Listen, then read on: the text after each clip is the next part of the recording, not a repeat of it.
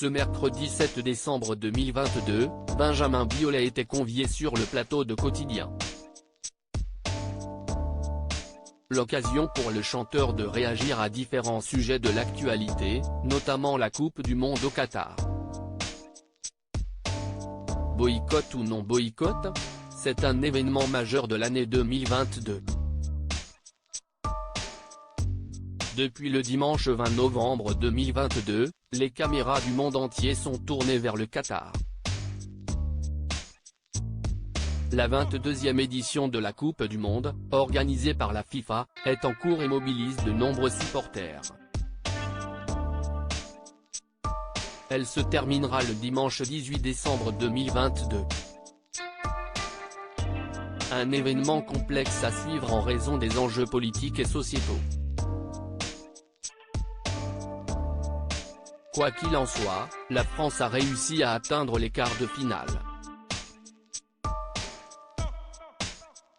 L'équipe de Didier Deschamps affrontera l'Angleterre.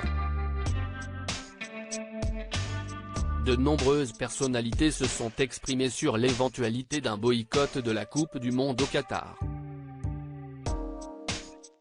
Plus surprenant, lundi 24 octobre 2022, alors que Zinedine Zidane assistait à l'inauguration de sa statue de cire au musée Grévin, le joueur s'est exprimé sur sujet.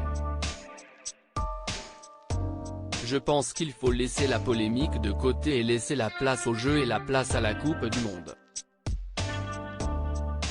Pour tous les passionnés qui veulent juste voir du football, a ainsi jugé Zinedine Zidane devant la presse. Le sujet du boycott implique aussi les chanteurs, acteurs, et personnalités françaises. Ce mercredi 7 décembre 2022, Benjamin Biolay était convié sur le plateau de Quotidien. Benjamin Biolay donne son pronostic sur le plateau du talk-show orchestré par Yann Barthès. Le chanteur a ainsi été interrogé sur divers sujets d'actualité. Après s'être exprimé sur l'océan Viking, mais aussi sur la situation en Iran, l'interprète de Comment est à peine a donné son avis sur la Coupe du Monde au Qatar. Je la boycotte de manière très feutrée. Je regarde les matchs, mais pas les panneaux publicitaires. Je suis très engagé là-dessus, révèle-t-il, sourire aux lèvres. Yann Barthès comprend alors rapidement l'ironie de son interlocuteur. Sur le plateau de Quotidien, Yann Barthès relance Benjamin Biolay, qui s'est fait tacler par Michel Polnareff.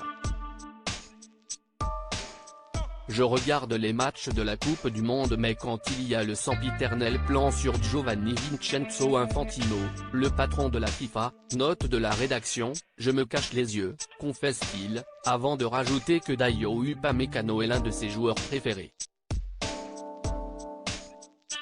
Sans lui, nous n'en serions pas là, rapporte l'interprète de Rends l'amour.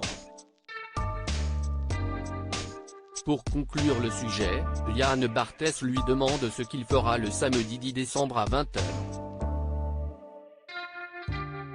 Je boycotte. Je serai avec des amis qui boycottent avec moi, s'amuse à répondre Benjamin Biolay.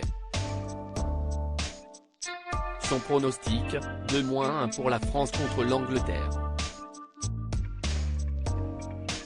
Aura-t-il raison? Réponse ce samedi 10 décembre, sur TF1.